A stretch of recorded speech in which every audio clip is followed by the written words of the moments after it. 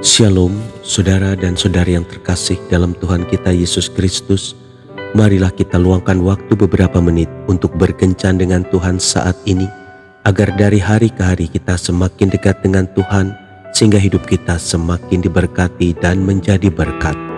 Pembacaan dari Injil Matius bab 5 ayat 5. Berbahagialah orang yang lemah lembut, karena mereka akan memiliki bumi.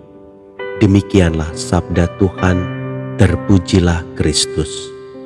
Saudara dan saudari yang terkasih dalam Tuhan kita Yesus Kristus, salah satu ucapan bahagia yang disampaikan Yesus pada waktu berkhotbah di bukit adalah berbahagialah orang yang lemah lembut. Matius bab 5 ayat 5. Sebagian orang mengartikan kata lemah lembut hanya sebatas pada keramahan, kesopanan dan nada bicara yang pelan jika berbicara.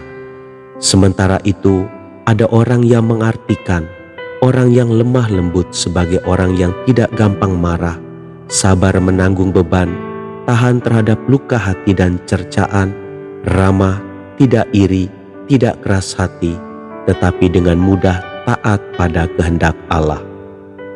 Di kalangan orang Yahudi ada sebuah nyanyian yang syairnya berkata, kebijaksanaan, ketaatan dan kelemah lembutan sangatlah berharga, tetapi yang paling berharga dari semuanya adalah kelemah lembutan.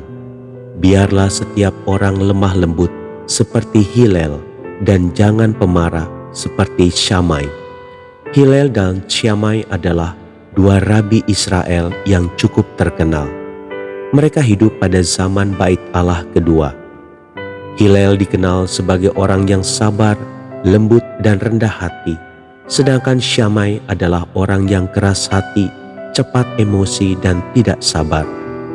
Orang yang tidak cepat terluka dan sakit hati memang lebih disenangi daripada orang yang pemarah dan tidak sabar. Ia jarang bermasalah dalam berhubungan dengan orang lain.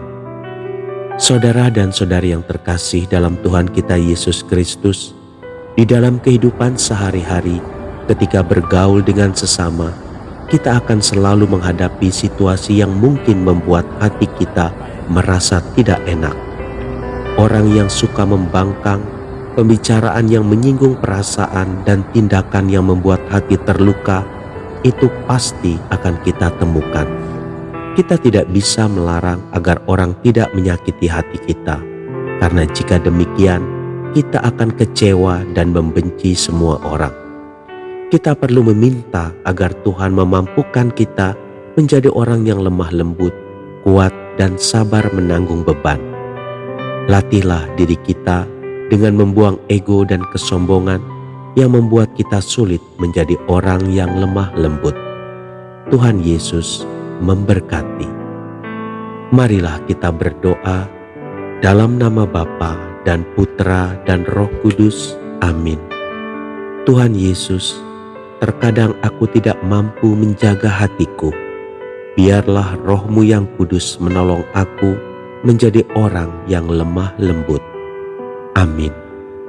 Dalam nama Bapa dan Putra dan Roh Kudus. Amin.